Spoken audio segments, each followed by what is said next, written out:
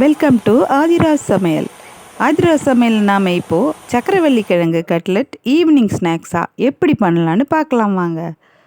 அதுக்கு நமக்கு தேவையான அளவு சக்கரவள்ளி கிழங்கு எடுத்து குக்கரில் போட்டு 4 விசில் வர அளவுக்கு எடுத்துக்கோங்க.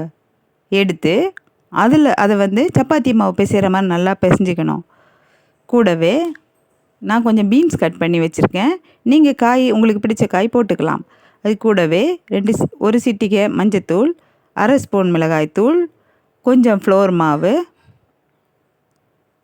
கொஞ்சம் கார்ன் மாவு போட்டு நல்லா பிசைஞ்சு தேவையான அளவுக்கு உப்பு போட்டு நல்லா சப்பாத்தி மாவு மாதிரி பிசைஞ்சிக்கணும்.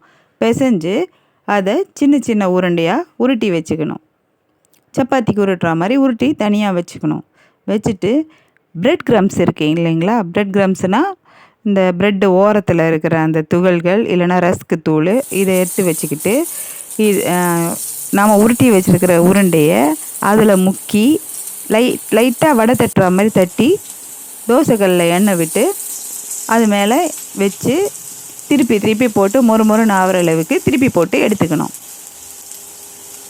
இப்போது இது கூடவே green chilli sauce, tomato sauce ரெண்டும் வச்சு சாப்பிட்டா ரொம்ப சூப்பராக இருக்கும். ஈவினிங் ஸ்நாக்ஸ் இப்போ நமக்கு ரெடி. வாங்க சாப்பிடலாம். இந்த வீடியோ உங்களுக்கு பிடிச்சிருந்தா லைக் பண்ணுங்கள், ஷேர் பண்ணுங்கள். மறக்காமல் நம்ம ஆதிராஜ் சமையல் சேனலை சப்ஸ்கிரைப் பண்ணிக்கோங்க. கூடவே பெல் ஐக்கானையும் கிளிக் பண்ணுங்கள். அப்போ தான் உங்களுக்கு எல்லா நோட்டிஃபிகேஷனும் உங்களுக்கு வரும். தேங்க்யூ.